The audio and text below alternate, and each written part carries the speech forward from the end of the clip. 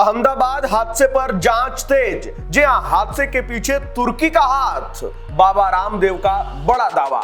अहमदाबाद से लंदन जा रही एयर इंडिया की फ्लाइट AI 171 के भयावह हादसे ने देश और दुनिया को झकझोर दिया है। 14 जून तक हादसे में मृतकों की संख्या 279 तक पहुंच गई है, जिनमें 4 मेडिकल छात्र और उनके रिश्तेदार भी शामिल हैं। यह विमान गुरुवार को टेक ऑफ के कुछ ही मिनटों बाद नियंत्रण खो बैठा और BJ मेडिकल कॉलेज की इमारत से टकरा गया।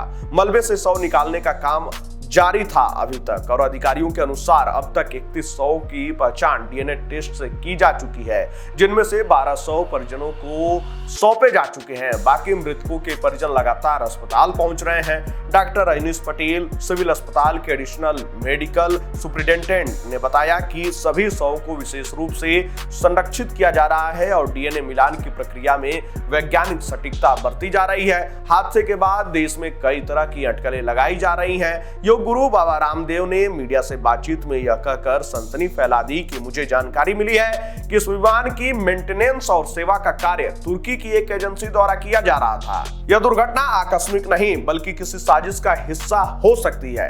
रामदेव ने यह भी कहा कि भारत को एविएशन सेक्टर में विदेशी एजेंसियों की भूमिका पर सख्त निगरानी रखनी चाहिए। हालांकि उन्होंने अपने दावे के समर्थन में कोई सबूत नहीं दिया।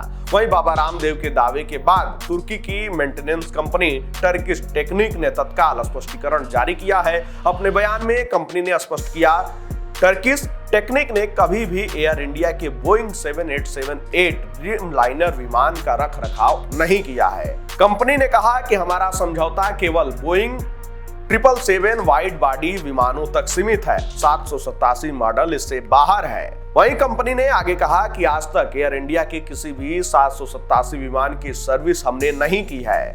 कंपनी ने यह भी बताया कि एयर इंडिया के साथ उनके मेंटेनेंस संबंध 2024 और 2025 में सीमित स्तर पर साइन किए गए थे और इसमें AI 171 जैसी उड़ानों का कोई तकनीकी जुड़ाव नहीं है। वहीं हादसे के बाद कई विशेषज्ञों ने एविएशन सेक्टर में निगरानी की कमी और विदेशी एजेंसियों के बढ़ते प्रभाव पर चिंता जताई है। हालांकि सरकार की ओर से अब तक बाबा रामदेव के दावों पर कोई आधिकारिक प्रतिक्रिया नहीं दी गई है। एयर इंडिया की तरफ से एक अंतरिम बयान में कहा गया है कि पीड़ित परिवारों को हर संभव सहायता दी जा रही है और दुर्घटना की स्वतंत्र जांच के लिए DGCA व अन्य एजेंसियां काम कर रही हैं। वहीं NDRF और SDRF की टीमें मलबा हटाने में लगातार लगी हुई हैं और फ्लाइट रिकॉर्डर यानी कि ब्लैक बॉक्स की भी जांच शुरू की जा चुकी है।